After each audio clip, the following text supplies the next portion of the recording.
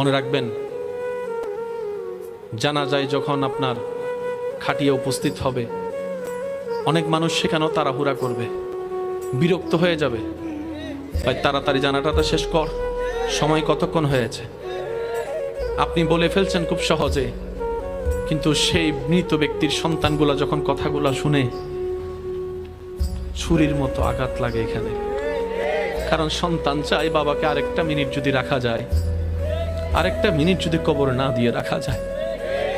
পৃথিবী এত ব্যস্ত, 2টা মিনিট সময় দিবে না।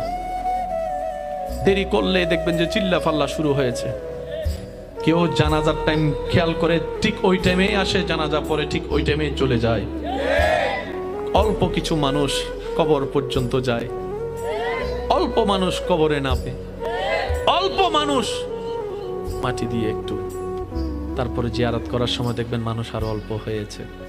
সেজন্য এই পৃথিবীতে যত দিল লাগাবেন তত আপনি কষ্ট পাবেন। লিখে রাখেন, লিখে রাখেন, লিখে রাখেন।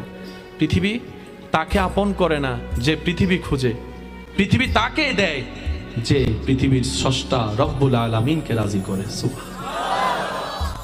আজ না হয় কাল মৃত্যুবরণ তো করতেই হবে। আপনার লাশটা দেখে যদি সবাই গালাগালি করে, আপনার অর্জন কি? আর একটু আওয়াজ দেন না।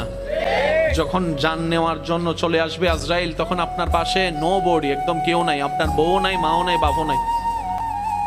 এর চাইতে বড় বাস্তবতা আর কি হতে পারে? তো দুনিয়াতে তো আপনাকে করতে হবে, দুনিয়াতে